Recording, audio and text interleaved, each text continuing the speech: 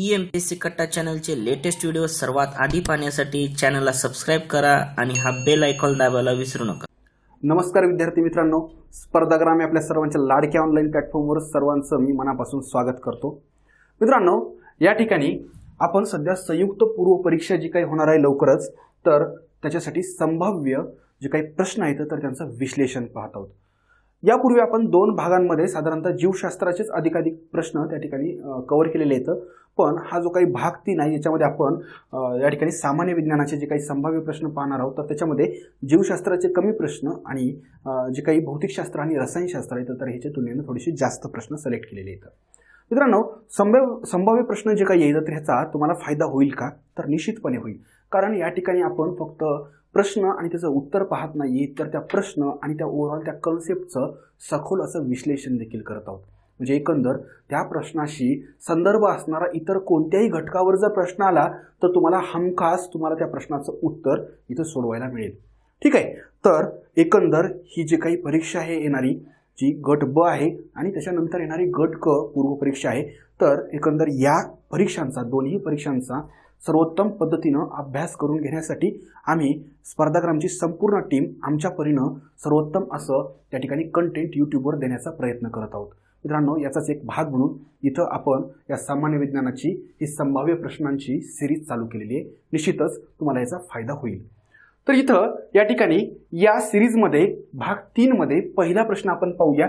खालीलपैकी कोणता आजार हा जीवाणू, विषाणू आणि फंगाय यांच्यामुळे होऊ शकतो? शक्यतोवर जेव्हा आजार जे काही आपण पाहतो, म्हणजे विशेषतः जे काही पॅथोजन्समुळं जे काही आजार होतात तर त्यांचे वेगवेगळे प्रकार असतात। बघा, कोणकोणते प्रकार असतात?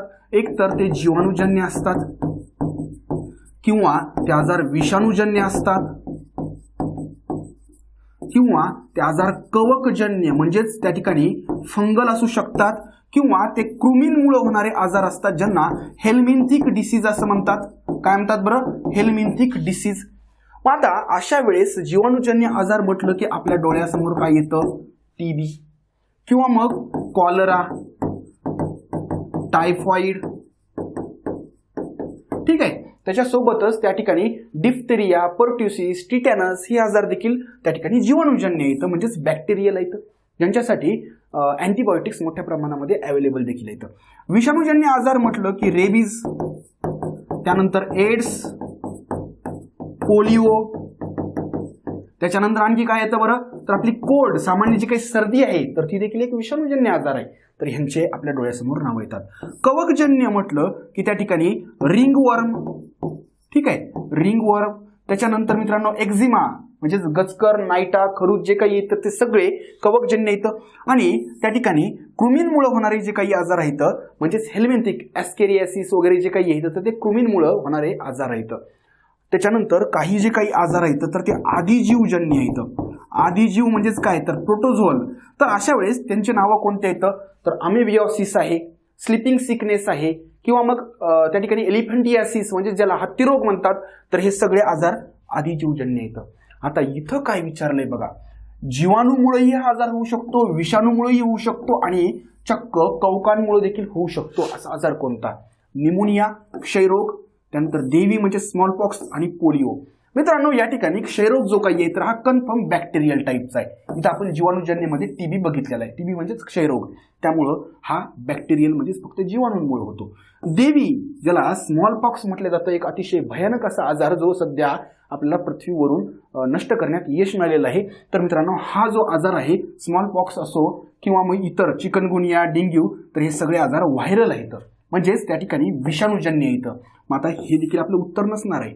पोलिओ हा आजार देखील त्या ठिकाणी व्हायरल आहे। मित्रांनो, पोलिओचा व्हायरस त्या ठिकाणी तुम्हाला माहिती आहे, आणि याच्यासाठी जे काही साल्क आणि सेबिन या 2 लसी येतात त्यांच्याबद्दल देखील तुम्हाला माहिती असेल। राहिला काय? निमोनिया हे जे काही आहे तर हे आपलं आन्सर आहे। मित्रांनो, निमोनिया म्हणजेच काय? तर त्या ठिकाणी आपले जे काही फुफ्फुस आहेत तर या फुफ्फुसावर ह्याचं इन्फेक्शन होत असतं। कशामुळं त्या ठिकाणी हा आजार होऊ शकतो? हा बॅक्टेरियामुळे देखील होऊ शकतो, जीवाणूंमुळे। स्ट्रेप्टोकॉकस निमोनिया नावाचा बॅक्टेरिया ह्याच्यासाठी रिस्पॉन्सिबल आहे। कधी कधी हा व्हायरसमुळे देखील होऊ शकतो, इव्हन कधी कधी फंगायमुळे देखील होऊ शकतो, आणि त्या ठिकाणी मित्रांनो कधी कधी या लंग्सवर जर काही आघात झाला, जर दुखापत झाली, तर म्हणजेच फुफ्फुसाला जर काही दुखापत झाली तरी देखील निमोनिया होऊ शकतो. एवढ्या साऱ्या कारणांमुळे निमोनिया होऊ शकतो. त्यामुळं आपलं जे काही उत्तर आहे तर हे निमोनिया असेल. ठीक आहे. त्याच्यानंतर पुढचा जो काही प्रश्न आहे तर तो देखील त्या ठिकाणी आरोग्यशास्त्रावरचाच आहे. त्या ठिकाणी BMI हा कन्सेप्ट तुम्हाला यासाठी माहिती पाहिजे. BMI म्हणजेच काय तर बॉडी मास इंडेक्स, म्हणजेच आपल्या शरीरामध्ये नेमकी जी काही चरबी आहे तर ती गरजेपुरती आहे की गरजेपेक्षा कमी आहे की गरजेपेक्षा खूप जास्त आहे हे आपल्याला या BMI वरून कळतं. म्हणजेच इथं याचा काहीतरी फॉर्म्युला असणार आहे. तर यस, BMIचा फॉर्म्युला आहे त्या व्यक्तीचं वजन कशामध्ये बरं, किलोग्रॅम मध्ये तुम्हाला माहिती पाहिजे. हे अंशामध्ये घ्यायचं वजन आणि छेदामध्ये त्या व्यक्तीची जी काही उंची आहे तर त्या उंचीचा वर्ग घ्यायचा. पण उंची मीटरमध्ये पाहिजे. उंची काय बरं, मीटरमध्ये पाहिजे. फॉर एक्झाम्पल एखाद्या व्यक्तीचा BMI आपल्याला काढायचा आहे. त्या व्यक्तीचं वजन आहे 100 किलो. त्या व्यक्तीचं वजन आहे 100 किलो आणि त्या व्यक्तीची उंची आहे समजा 2 मीटर. आता 2 मीटरचा वर्ग जर केला तर ते काय येतं रे 4. म्हणजे 100/4 उत्तर आलं 25. आता BMI तर आला 25. पण तो 25 BMI हा नॉर्मल आहे का त्या ठिकाणी गरजेपेक्षा जास्त आहे की कमी आहे हे माहिती पाहिजे. त्याच्यासाठी आपल्याला BMIच्या ज्या काही रेंजेस आहेत तर ह्याच्याबद्दल आयडिया पाहिजे.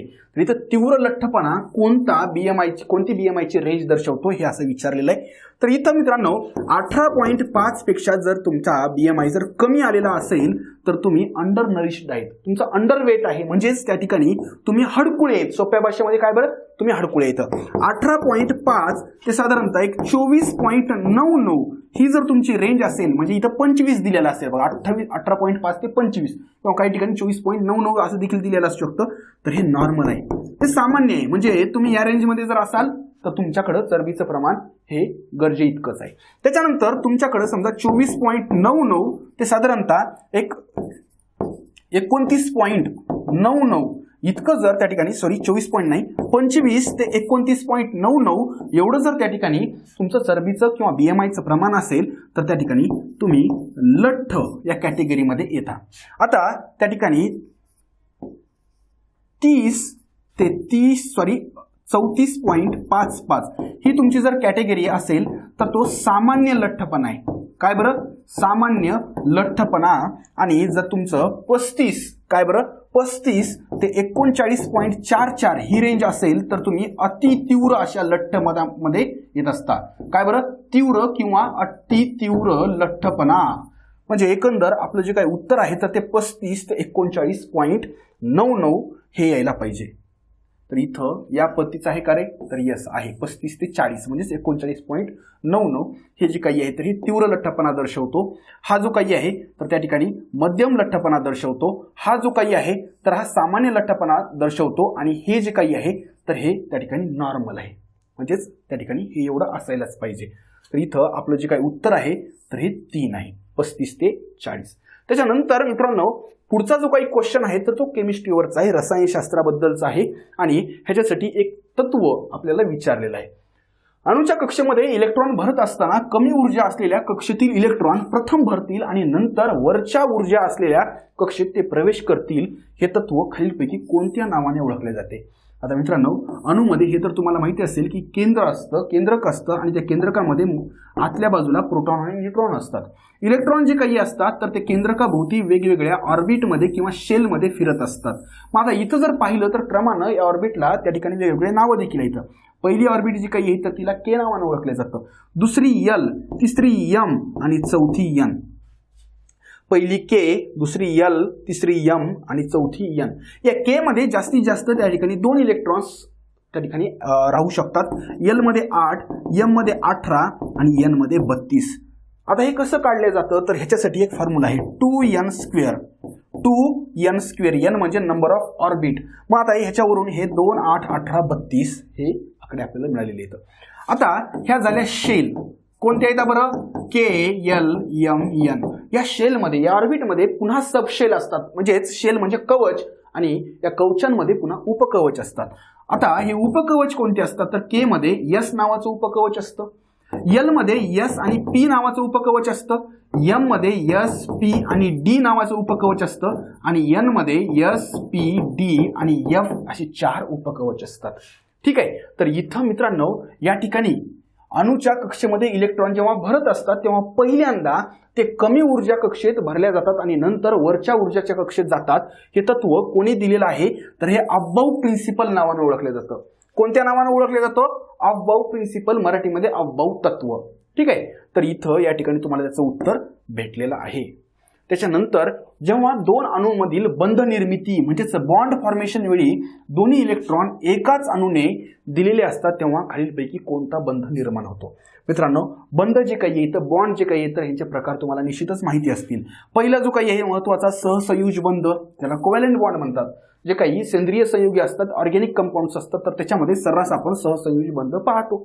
त्याच्यानंतर त्या ठिकाणी कोऑर्डिनेट बॉन्ड म्हणजे समन्वय बंध असाही एक प्रकार असतो. त्याच्यानंतर आयोनिक बंध आणि या आयोनिक बंधालाच विद्युत रासायनिक बंध असं देखील म्हटलं जातं. मित्रांनो, या ठिकाणी इथं सगळ्यात पहिल्यांदा तुम्हाला मी NaCl, CH4 आणि NH4 या 4 कंपाऊंडचे त्या ठिकाणी बॉन्ड्स जे काही आहेत ते एक्सप्लेन करतो. त्याच्यावरून ह्याचे उत्तर नेमकं काय येईल ह्याचा तुम्हाला अंदाज येईल. मित्रांनो, इथं Na जे काही आहे तर हे Na कडं इथं ह्याचं इलेक्ट्रॉनिक कॉन्फिगरेशन असतं 2, 8 आणि 1 म्हणजे तिसऱ्या कक्षेमध्ये ह्याच्याकडे 1 इलेक्ट्रॉन आहे. आणि क्लोरीनचं जर बघितलं, क्लोरीनकडं पहिल्या कक्षेमध्ये 2 इलेक्ट्रॉन, दुसरीत 8 आणि तिसरीमध्ये असतात 7. ठीक आहे. म्हणजे एकंदर या सोडियमला ऑक्टेट पूर्ण करायचं असेल तर 2, 8 आणि तिसरा जो काही इलेक्ट्रॉन आहे तर तो तिला इकडे देईल. कोणाला? क्लोरीनला. म्हणजे एकंदर 2, 8 आणि क्लोरीनकडे जे काही 2, 8, 7 असं जे काही इलेक्ट्रॉनिक कॉन्फिगरेशन होतं, इकडून इलेक्ट्रॉन इकडे आल्यामुळं 2, 8, 8 असं होईल. म्हणजे एकंदर मित्रांनो इथं इलेक्ट्रॉन डायरेक्ट काय व्हायलाय बरं? ट्रान्सफर व्हायलाय. म्हणजे एकंदर इथं सोडियम क्लोराईड NaCl ज्याला आपण मीठ म्हणतो ह्याच्यामध्ये आयोनिक बंध किंवा आयोनिक बॉन्ड आहे असं म्हटलं जातं. आयोनिक बॉन्ड मध्ये काय होत असतं? एक अणू दुसऱ्या अणूला डायरेक्ट इलेक्ट्रॉन देत असतो. एक अणू दुसऱ्याला देतो, दुसरा घेतो. त्याच्यानंतर CH4 बद्दल बघूया. कार्बन. मित्रांनो, कार्बनचं विशेष म्हणजेच काय तर कार्बनची त्या ठिकाणी व्हॅलन्सी काय आहे तर 4 आहे. म्हणजेच कार्बनच्या दुसऱ्या कक्षेमध्ये 4 इलेक्ट्रॉन असतात. साहजिकच कार्बनला जर स्थिर व्हायचं असेल तर त्याला त्या ठिकाणी आणखी 4 इलेक्ट्रॉन्स पाहिजे. अशा वेळेस तो इलेक्ट्रॉन्स काय करतो तर शेअर करतो. उदाहरणार्थ आता CH4 म्हणजेच मिथेन. हा मिथेनमध्ये काय करतो तर 4 हायड्रोजन सोबत त्या ठिकाणी बॉन्ड बनवतो आणि इथं हे इलेक्ट्रॉन शेअर केल्यामुळं हायड्रोजनचं जे काही हायड्रोजनलाही 2-2 इलेक्ट्रॉन भेटतात तेही स्थिर होतात आणि कार्बनला इथं काय झाले बरं हे 2 असे 8 इलेक्ट्रॉन मिळालेले इथं. आणि इथं जेव्हा 2 अणू स्वतःहून म्हणजे त्या ठिकाणी एक या पद्धतीने इलेक्ट्रॉन शेअर करतात आणि स्वतःचा ऑक्टेट पूर्ण करतात तेव्हा त्याला सहसंयुज बंध, काय बरं? सहसंयुज बंध असं म्हणतात. यालाच कोव्हॅलंट बॉन्ड म्हणतात. आता इथं काय म्हणताय बरं तर जेव्हा 2 अणूंमधील बंध निर्मिती वेळी दोन्ही इलेक्ट्रॉन एकाच अणूने दिलेले असतात. इथं दोन्ही इलेक्ट्रॉन एकाच अणूने दिलेले का? नाही, दोघांनी एक शेअर केलेला आहे. इथं तर एकानं दिला दुसऱ्यानं घेतला, त्यामुळं तुमचा आयोनिक बॉन्ड ही उत्तर नसेल आणि सहसंयुज बंध ही उत्तर नसेल. त्याच्यानंतर विद्युत रासायनिक बंध म्हणजेच आयोनिक बॉन्ड, त्याच्यामुळे ही उत्तर नसेल. उत्तर काय असेल? समन्वय बंध म्हणजेच कोऑर्डिनेट बॉन्ड. त्याचं उदाहरण जर सांगायचं असेल तर ते त्या ठिकाणी NH4 आहे. Ammonium ion. NH4 म्हणजेच काय बरं? Ammonium ion. अमोनिया ह्याच्यामध्ये नायट्रोजन जो काही आहे तर ह्याच्या दुसऱ्या कक्षेमध्ये असतात 5 इलेक्ट्रॉन. ठीक आहे. पहिल्या कक्षेमध्ये 2 आणि दुसरीत किती बरं? 5. तर त्याच्याबद्दलच पाहूया या ठिकाणी मित्रांनो. आता ह्या नायट्रोजननं 4 हायड्रोजन सोबत बॉन्ड केलेले इथं. साहजिकच इथं त्यानं काय केलेलं आहे बरं? कोव्हॅलंट बॉन्ड बनवलेला आहे. इथं कोव्हॅलंट बॉन्ड बनवलेला आहे, इथं कोव्हॅलंट बॉन्ड बनवलेला आहे. म्हणजे या ठिकाणी 3 कोव्हॅलंट बॉन्ड आहेत. मग चौथा हायड्रोजन नेमका कशा पद्धतीने अटॅच झालेला आहे? मित्रांनो, इथं या चौथ्याला या नायट्रोजननं काय केलंय तर आपले दोन्हीही इलेक्ट्रॉन देऊन टाकलेले आहेत. म्हणजे या ठिकाणी नायट्रोजननं स्वतःचे 2 इलेक्ट्रॉन देऊन टाकलेले आहेत. 2 इलेक्ट्रॉन एकच अणूनं दिलेले आहेत, दुसऱ्यानं काहीही केलेलं नाहीये. आणि तेव्हा जो काही बॉन्ड बनतो तर तो समन्वय बंध म्हणजेच कोऑर्डिनेट बॉन्ड आहे. आपलं उत्तर जे काही आहे तर हे सेकंड असेल. ठीक आहे. तर या प्रत्येक प्रकारच्या बॉन्डचे उदाहरणं मी तुम्हाला इथं दिलेले आहेत. थोडक्यामध्ये समजावून सांगण्याचा प्रयत्न केलेला आहे. नेक्स्ट क्वेश्चन त्यापूर्वी थोडंसं वन डे रिव्हिजन बॅच बद्दल सांगतो. मित्रांनो, या ठिकाणी ही जी काही गट ब परीक्षा आहे किंवा येणारी आगामी जी काही गट क परीक्षा आहे त्या दोन्ही परीक्षांसाठी सामान्य विज्ञानाचं त्या ठिकाणी थोडक्यात पण परिपूर्ण पद्धतीनं त्या ठिकाणी तुम्हाला जर स्टडी करायचं असेल, त्याला जर उत्तम पद्धतीनं रिव्हिजन करायचं असेल आणि सर्वोत्कृष्ट गुण जर तुम्हाला एक्झाममध्ये मिळवायचे असतील तर आपण सामान्य विज्ञानाची एक फास्ट ट्रॅक अशी रिव्हिजन बॅच स्पर्धाग्राम आपल्या लाडक्या ऑनलाईन प्लॅटफॉर्मवर उपलब्ध करून दिलेली आहे. या बॅचमध्ये एकूण 16 लेक्चर्स आहेत आणि जवळजवळ 13 आवर्स म्हणजे 13 तासांचे ह्याच्यामध्ये रेकॉर्डेड हे लेक्चर्स आहेत. 16 लेक्चर्स आणि साधारणतः 13 तासापर्यंत ह्याची शूटिंग आहे आणि 30 दिवसांची ह्याची व्हॅलिडिटी आहे. मित्रांनो, इथं मला विश्वास आहे की तुम्ही जर ही बॅच जॉईन केली तर नक्कीच तुमचा आधी जर काही ना काही अभ्यास झालेला असेल तर या बॅचमुळं तुमचा सर्वोत्कृष्ट पद्धतीनं तुमच्या त्या अभ्यासाला एक प्रकारे रिव्हिजनची जोड मिळेल. ठीक आहे. आणि तुमचा अभ्यास जर झालेला नसेल तर आपली पूर्ण बेसिक टू ॲडव्हान्स अशी बॅच देखील आहे. त्याची व्हॅलिडिटी 1 वर्षाची आहे. ती बॅच देखील तुम्हाला त्या ठिकाणी अतिशय माफक किमतीमध्ये उपलब्ध आहे आणि ही देखील त्याच्यापेक्षाही कमी किमतीमध्ये उपलब्ध आहे. तर मित्रांनो, नक्कीच तुम्ही या बॅचचा आणि या व्हिडिओ लेक्चर्सचा लाभ घेऊ शकता. नेक्स्ट क्वेश्चन आपण पाहूया आधुनिक आवर्त सारणी म्हणजेच मॉडर्न पिरियडिक टेबल बद्दल. या ठिकाणी खालील विधानांचा विचार करा. मॉडर्न पिरियडिक टेबल जो काही आहे तर हा मोसले नावाच्या शास्त्रज्ञानं त्या ठिकाणी तयार केलेला आहे आणि त्याचं बेसिक आहे मित्रांनो ॲटोमिक नंबर. ॲटोमिक नंबरचा त्या ठिकाणी चढता क्रम जो काही आहे तर ह्याच्यानुसार हा मॉडर्न पिरियडिक टेबल तयार केलेला आहे. आता इथं जर पाहिलं तर मॉडर्न पिरियडिक टेबलमध्ये मित्रांनो त्या ठिकाणी 18 कॉलम, काय बरं, 18 कॉलम आणि 7 रोज आहेत. 18 कॉलम म्हणजेच काय बरं, तर उभे जे काही आहेत तर हे 18 कॉलम आहेत आणि त्या ठिकाणी आडवे जे काही आहेत तर 7 रोज आहेत. आता इथं जर बघितलं आपण, हे पहिला, दुसरा, त्यानंतर तिसरा, चौथा, 5वा, 6वा, 7वा, 8वा, 9वा, 10वा, 11वा, 12वा, नंतर इथं 13वा, 14वा, 15वा, 16वा, 17वा आणि 18वा या पद्धतीने हे 18 कॉलम आहेत. इथं या ठिकाणी पहिला आणि दुसरा कॉलम जो काही आहे तर ह्याला एस ब्लॉक म्हटलेला आहे. काय म्हटलेला आहे? S block. हा 13 ते 18वा कॉलम जो काही आहे तर ह्याला पी ब्लॉक म्हटलेला आहे. काय म्हटलेला आहे? P block. त्याच्यानंतर हे 3 ते 12वा कॉलम जो काही आहे तर ह्याला डी ब्लॉक म्हटलेला आहे आणि खालचे जे काही आहे तर 2 तर ह्याला एफ ब्लॉक म्हटलेला आहे. काय म्हटलेलं आहे बरं? F block. थोडक्यामध्ये समजावून सांगण्याचा माझा प्रयत्न आहे. आता इथं पहिलं विधान काय, तर एस या खंडामध्ये, एस ब्लॉकमध्ये सर्व मूलद्रव्ये हे अधातू आहेत. तर मित्रांनो, सगळ्यात पहिल्यांदा पहिला जो काही कॉलम आहे तर त्याला नेमकं काय म्हणतात, तर त्याला त्या ठिकाणी अल्कली मेटल्स म्हटलं जातं. काय म्हटलं जातं? Alkali metals. त्याच्यामध्ये सगळे अल्कली मेटल्स आहेत आणि सेकंड कॉलम मध्ये असतात अल्कलाइन अर्थ मेटल्स. पहिल्या कॉलम मध्ये अल्कली मेटल्स, दुसऱ्यामध्ये अल्कलाइन अर्थ मेटल्स म्हणजेच मेटल्स म्हणजेच धातू. आणि इथं हा जो काही पहिला आणि दुसरा कॉलम मिळून तयार होतो तर तो एस ब्लॉक आहे, एस खंड आहे आणि हेतू म्हटलंय की अधातू बिलकुल चूक आहे. मित्रांनो, त्याच्यानंतर या ठिकाणी पी खंडामधील सर्व मूलद्रव्ये हे धातू आहेत. तर इथं या ठिकाणी मित्रांनो इथं लेफ्टला धातू असतात. त्याच्यानंतर डी ब्लॉक मध्ये देखील धातू येतं, डी ब्लॉक मध्ये देखील धातू येतं आणि या ठिकाणी जो काही पी ब्लॉक आहे तर पी ब्लॉक मध्ये मात्र तुम्हाला त्या ठिकाणी धातू दिसतील, धातू सदृश्य म्हणजेच त्या ठिकाणी मेटॅलॉइड्स देखील दिसतील आणि तिसरं म्हणजे अधातू देखील दिसतील. त्यामुळं पी ब्लॉक असा आहे की ज्याच्यामध्ये धातू, अधातू आणि धातू सदृश्य तिन्ही प्रकारचे मूलद्रव्ये दिसतील.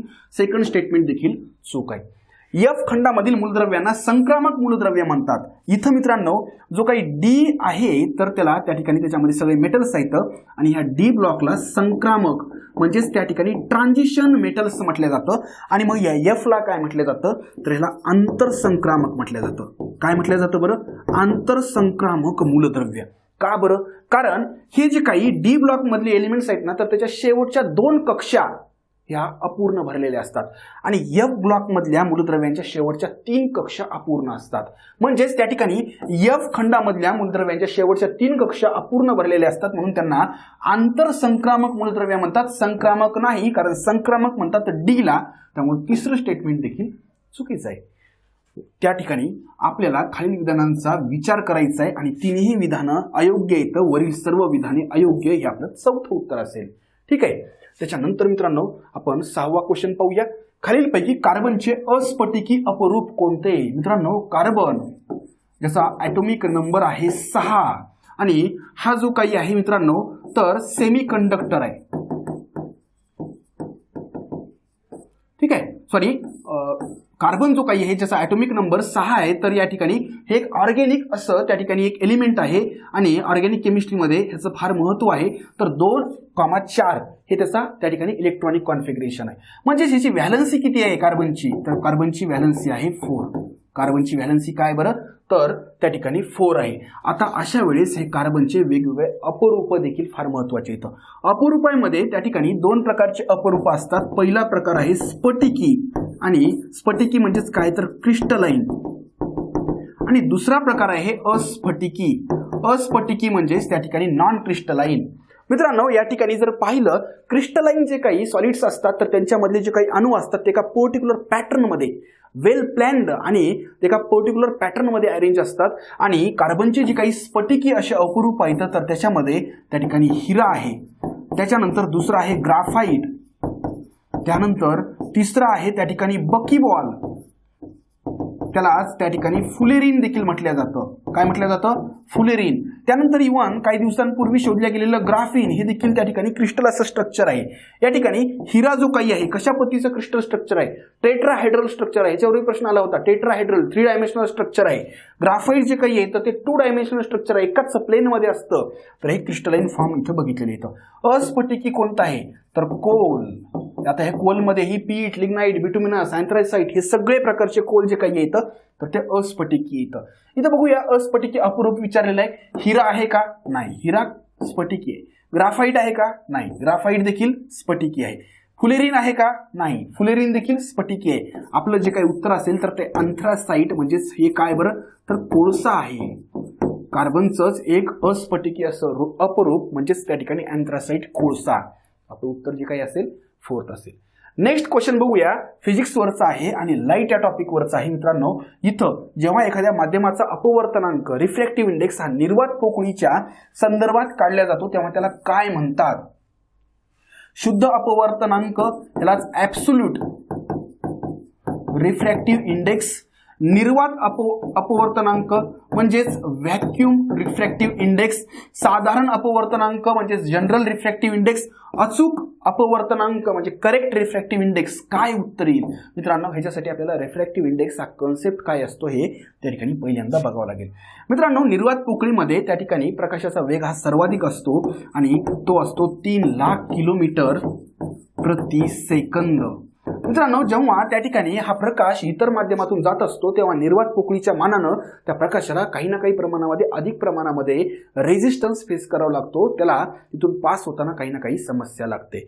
आता मित्रांनो, इथं हाच जो काही प्रकार आहे तर तो रिफ्रॅक्टिव्ह इंडेक्स म्हटलं जातं, त्याला अपवर्तनांक म्हटलं जातं. आणि हा अपवर्तनांक जेव्हा आपण कॅल्क्युलेट करत असतो तर तेव्हा तो न्यू या सिम्बॉलनं दाखवला जातो. कशानं बरं, न्यू. म्हणजेच इथं जर पाहिलं तर त्या ठिकाणी velocity of light in first medium आणि दुसरा आहे velocity of light in second medium, या पद्धतीनं त्या ठिकाणी कॅल्क्युलेट केलं जातं. आता इथं जर आपण म्हटलं की एखाद्या माध्यमाचा अपवर्तनांक आपल्याला त्या ठिकाणी निर्वात पोकळीच्या संदर्भात मोजायचा आहे, अशा वेळेस या ठिकाणी जी काही 1 आहे व्हेलॉसिटी ऑफ लाईट इन 1 म्हणजेच व्हॅक्यूम मधली स्पीड मोजायची, आणि इथं या ठिकाणी दुसरं जे काही आहे तर त्या माध्यमामधली स्पीड मोजायची. आता व्हॅक्यूम मधली जी काही स्पीड असेल तर ती 3,00,000 किलोमीटर प्रति सेकंद असेल आणि माध्यमामधली लाईटची स्पीड साहजिकच त्याच्यापेक्षा कमी असेल. म्हणजे अपवर्तनांक हा काही ना काहीतरी 1 पेक्षा काय असेल, जास्त असेल. कारण अंशामध्ये 3,00,000 आणि छेदामध्ये 3,00,000 पेक्षा जर कमी आकडा असेल तर अपवर्तनांक जास्त असेल. आणि मित्रांनो, जेव्हा आपण असा अपवर्तनांक एखाद्या माध्यमाचा निर्वात पोकळीच्या संदर्भात मोजतो ना त्याला त्या ठिकाणी ॲब्सोल्यूट रिफ्रॅक्टिव्ह इंडेक्स म्हणजेच शुद्ध अपवर्तनांक असं म्हणतात. बाकी असले काही प्रकार नसतात. ठीक आहे, तर इथं या ठिकाणी हवेचा अपवर्तनांक आपल्याला माहिती पाहिजे 1.003. ठीक आहे, तर या पद्धतीनं हा हवेचा अपवर्तनांक आहे. त्याच पद्धतीनं जे काही बर्फ आहे किंवा मग पाणी आहे, हिरा आहे, हिऱ्याचा अपवर्तनांक तर सर्वात जास्त असतो, तर ह्यांचे अपवर्तनांक देखील तुम्ही पाठ करू शकता. तर इथं तुम्हाला उत्तर इथं भेटलेलं आहे ते म्हणजे ॲब्सोल्यूट रिफ्रॅक्टिव्ह इंडेक्स. आपल्याला अयोग्य विधान शोधायचं या प्रश्नामध्ये, आणि हा प्रश्न देखील लाईट या टॉपिकवर आहे. मित्रांनो, प्रकाश या टॉपिकवर खूप जास्त प्रमाणामध्ये प्रश्न तुम्हाला आढळतील. इथं या ठिकाणी दृष्टीपटलावर तयार होणारी जी काही इमेज आहे ही वास्तव आणि उलट असते. दृष्टीपटल म्हणजेच काय तर रेटिना. मित्रांनो, डोळ्याची जर संरचना जर पाहिली तर त्याच्या पाठीमागे जो काही पडदा असतो तर त्याला रेटिना म्हणतात. आणि ह्या रेटिनामध्ये जी काही इमेज तयार होत असते तर ती ऑप्टिक नर्वच्या माध्यमातून कुठं जात असते तर मेंदूमधल्या ऑसिपिटल लोबमध्ये जात असते. ठीक आहे, हे ऑप्टिक नर्व जिथं या रेटिनाला कनेक्ट होत असते ह्याला ब्लाइंड स्पॉट म्हणतात, कारण तिथं इमेज तयार होत नाही. हा जो काही स्पॉट आहे तर हा कोणता आहे रे? हा ब्लाइंड स्पॉट आहे. ठीक आहे, आता या रेटिनावर जेव्हा इमेज तयार होते तर ती कशी असते तर ते रिअल असते. ती इमेज कशी असते? रिअल असते आणि इन्व्हर्टेड असते, म्हणजेच उलट असते. आता तुम्ही म्हणाल की उलट जर इमेज तयार होत असेल तर आपल्याला जग सुलट कसं काय दिसतं? येस मित्रांनो, इमेज इथं रेटिनावर जी तयार होते ती उलटच असते, पण मेंदू त्याला सुलट करत असतो. त्यामुळं पहिलं विधान हे योग्य आहे. आपल्याला अयोग्य विधान शोधायचंय. बरं, आपल्या डोळ्यात पारदर्शक आणि बाय कॉन्व्हेक्स असे भिंग असते. तर इथं बघितलं तर सगळ्यात बाहेरून कॉर्निया असतो. ठीक आहे, त्याच्यानंतर इथं त्या ठिकाणी लेन्स देखील असते. आणि ही लेन्स जी काही आहे तर ती अशी असते, याचाच अर्थ दोन्ही बाजूला फुगीर म्हणजे ती पारदर्शक असते आणि त्यासोबतच बाय कॉन्व्हेक्स असते. दुसरं विधान देखील करेक्ट आहे. तिसरं, डोळ्यातील दंडपेशी ज्याला रॉड सेल्स म्हणतात, या रंगाची जाणीव करून देतात. डोळ्यामध्ये आपल्या दोन प्रकारच्या पेशी असतात, रॉड सेल्स आणि त्या ठिकाणी दुसरा प्रकार आहे कोन सेल्स. मित्रांनो, या ठिकाणी अंधारामध्ये किंवा कमी प्रकाशामध्ये त्या ठिकाणी ज्याच्या संवेदना जास्त असतात त्या म्हणजे रॉड सेल्स, आणि कोन सेल्स ज्या काही असतात त्या रंगाला सेन्सिटिव्ह असतात. जो काही कलर असतो तर त्याला सेन्सिटिव्ह असतात. मग आता इथं या ठिकाणी काय म्हटलंय? डोळ्यातील दंडपेशी म्हणजेच रॉड सेल या रंगाची जाणीव करून देतात. खरं तर रंगाची जाणीव कोण करून देतं रे? कोन सेल्स करून देत असतात. ठीक आहे, रॉड सेल्सची संख्या जर जास्त असेल तर तुम्हाला कमी प्रकाशात देखील चांगलं दिसतं. म्हणजेच त्या ठिकाणी कमी प्रकाशाला जास्त संवेदनशील कोण असतं तर त्या ठिकाणी रॉड सेल्स असतात, रंगाला कोन सेल्स. त्यामुळं तिसरं विधान अयोग्य. आणि नाभी अंतरात म्हणजेच फोकल लेंथमध्ये आवश्यकतेनुसार त्या ठिकाणी बदल करण्याच्या भिंगाच्या क्षमतेला, लेन्सच्या क्षमतेला काय म्हणतात तर पॉवर ऑफ अकोमोडेशन. दूर पाहताना, जवळ पाहताना आपली जी काही फोकल लेंथ आहे तर ती आपण बदलवू शकतो. चौथं स्टेटमेंट देखील करेक्ट आहे. आपल्याला अयोग्य विधान निवडायचंय आणि त्यामुळं हे तिसरं जे काही आहे तर हे अयोग्य विधान आहे. आपलं उत्तर देखील काय असेल रे? तर हे 3 असेल. ठीक आहे, त्याच्यानंतर मित्रांनो 9वा क्वेश्चन बघूया. खालीलपैकी कोणत्या लहरींची तरंग लांबी ही लाल रंगाच्या तरंग लांबीपेक्षा कमी असते? इथं तुमच्यापैकी बरेच जण कदाचित गोंधळतील, पण बिलकुल गोंधळण्याची गरज नाहीये. रेडिओ लहरी, सूक्ष्म लहरी, अवरक्त किरणे म्हणजेच इन्फ्रारेड रेज आणि अतिनील किरणे. मित्रांनो, या ठिकाणी इलेक्ट्रोमॅग्नेटिक वेव्ज ज्या काही असतात, इलेक्ट्रोमॅग्नेटिक वेव्ज तर ह्या वेगवेगळ्या प्रकारच्या असतात. फॉर एक्झाम्पल जर पाहिलं तर या ठिकाणी रेडिओ वेव्ज, त्याच्यानंतर microwaves, infrared, visible, UV rays, X rays आणि गॅमा रेज. ही सिक्वेन्स आहे. रेडिओची वेव्हलेंथ ही सर्वाधिक जास्त असते. सर्वाधिक वेव्हलेंथ कोणाची असेल बरं? रेडिओची. म्हणजेच वेव्हलेंथ जर सर्वाधिक असेल तर सर्वात कमी फ्रिक्वेन्सी रेडिओची असेल. हे इन्व्हर्सली प्रोपोर्शनल असतात. आता सर्वात जास्त वेव्हलेंथ ह्यांची जर असेल तर इकडं कमी कमी होत जाते वेव्हलेंथ, आणि सगळ्यात कमी वेव्हलेंथ कोणाची असेल तर गॅमाची सगळ्यात कमी. आता इथं तर लाल रंगाबद्दल बोललंय. आता लाल रंग हा व्हिजिबल कॅटेगरीमध्ये येतो. कशामध्ये येतो रे? व्हिजिबल कॅटेगरीमध्ये. आता व्हिजिबल जो काही आपला प्रकाश असतो, दृश्य प्रकाश, तर ह्याच्यामध्ये पुन्हा 7 रंग असतात. कोणते असतात तर violet, Indigo, blue, green, yellow, orange आणि रेड. म्हणजेच ते व्हिब्ग्योर जी काही ट्रिक आहे तर ती तुम्हाला माहीतच असेल. तर इथं मित्रांनो या ठिकाणी violet, Indigo, blue, green, yellow, orange आणि रेड. ठीक आहे, तर रेड कलर इथं आहे. आता या ठिकाणी या व्हिजिबलला जेव्हा आपण स्प्लिट करतो तेव्हा हे 7 कलर येतात. आता इथं काय म्हटलंय तर या लाल रंगाच्या तरंग लांबीपेक्षा कमी कोणाची वेव्हलेंथ असते? लाल रंग इथं आहे. कशात? व्हिजिबलमध्ये. आता लाल रंगाच्या तरंग लांबीपेक्षा कमी म्हणजेच इथं एकंदर व्हिजिबल पेक्षा कमी तरंग लांबी कोणाची आहे तर या एवढ्यांची आहे. व्हिजिबल पेक्षा कमी. आणि इकडे जे काही येतं तर व्हिजिबल पेक्षा, दृश्य प्रकाशापेक्षा जास्त वेव्हलेंथचे सगळे ह्या रेज येतात. मग इथं रेडिओ लहरी, यस रेडिओ लहरी ज्या काही येतात तर सर्वाधिक वेव्हलेंथ आहे, त्यामुळं आपलं उत्तर हे तर नसणारच आहे. रेडिओ लहरीची तरंग लांबी काही किलोमीटरमध्ये असते, 1-2 किलोमीटर. सूक्ष्म लहरी कुठे आहेत रे? मायक्रोवेव्ज. ह्याची तरंग लांबी देखील व्हिजिबल पेक्षा म्हणजेच रेड पेक्षा देखील जास्त आहे. त्याच्यानंतर अवरक्त किरणे, इन्फ्रारेड, ह्याची देखील व्हिजिबल पेक्षा जास्त आहे. त्याच्या पाठोपाठ व्हिजिबलची तरंग लांबी आहे. आणि तुम्ही इकडे जर गेलात तर इकडे तरंग लांबी आणखी कमी होत चालली. मग इकडच्या मध्ये एखादा पर्याय आहे का? तर यस, युव्ही रेजची तरंग लांबी व्हिजिबल पेक्षा इनडायरेक्टली रेड पेक्षा देखील कशी आहे? तर कमी आहे. म्हणजेच अतिनील किरणे जे काही आहे तर हे आपलं उत्तर असेल. काय बरं? अतिनील किरणे म्हणजेच अल्ट्रा व्हायलेट रेज जे काही आहे तर हे आपलं उत्तर असेल. ठीक आहे. त्याच्यानंतर आपण त्या ठिकाणी आजचा शेवटचा प्रश्न बघूया मित्रांनो. खालील वाहकांचा त्यांच्या रोधकतेनुसार योग्य असा चढता क्रम लावा. म्हणजे चढता क्रम लावा हे त्या ठिकाणी पाहत असताना गोंधळायचं नाही. चढता क्रम लावा म्हणजेच इन्क्रीजिंग ऑर्डर आणि रोधकता म्हणजेच त्या ठिकाणी कमी रोधकता ते जास्त रोधकता हा क्रम लावायचा आहे. रोधकता म्हणजेच काय? तर रेजिस्टिव्हिटीचं युनिट काय आहे? तर ओहम मीटर. प्रत्येक मीटरला किती ओहम रेजिस्टन्स आहे. आता इथं काही वाहक दिलेले आहेत, चांदी, ॲल्युमिनियम, तांबे आणि त्या ठिकाणी लोखंड. आता ह्याच्यामध्ये सर्वोत्तम जो काही वाहक आहे तर त्याची रोधकता कशी असेल? तर सगळ्यात कमी असेल. मग आता इथं सगळ्यात कमी रोधकता जी काही असेल तर सगळ्यात चांगल्या वाहकाची, सगळ्यात चांगल्या कंडक्टरची. आणि मग तुम्हाला हे माहिती पाहिजे की ह्याच्यात सगळ्यात चांगला कंडक्टर कोणता? ह्याच्यात सगळ्यात चांगला कंडक्टर असतो मित्रांनो चांदी. काय बरं? चांदी. आणि सर्वात या चारपैकी जर पाहिलं तर सर्वात जास्त रोधकता कोणाची असते? तर लोखंडाची असते. कोणाची? लोखंडाची. म्हणजे एकंदर ॲल्युमिनियम आणि तांबे या दोघांमध्ये कुठेतरी येतात. चांदी, लोखंड असा एखादा पर्याय आहे का? यस आहे, चांदी, लोखंड. मग 2 नंबरला आणि 3 नंबरला कोणते येतं? चांदीपेक्षा कमी रोधकता असते तांब्याची आणि चांदीपेक्षा थोडीशी जास्त रोधकता, आपल्याला इन्क्रीजिंग ऑर्डर लावायची ना. चांदीपेक्षा थोडीशी जास्त रोधकता असते तांब्याची आणि तांब्यापेक्षा किंचित जास्त असते ॲल्युमिनियमची आणि ॲल्युमिनियमपेक्षा कोणाची जास्त असते? तर लोखंडाची. म्हणजे आपलं उत्तर जे काही आहे तर ते या पद्धतीने यायला पाहिजे. चांदी, तांबे, ॲल्युमिनियम, लोखंड. चांदी, ॲल्युमिनियम, तांबे, लोखंड नाही. आपलं काय पाहिजे? चांदी, तांबे. चांदी, तांबे आहे का? नाही.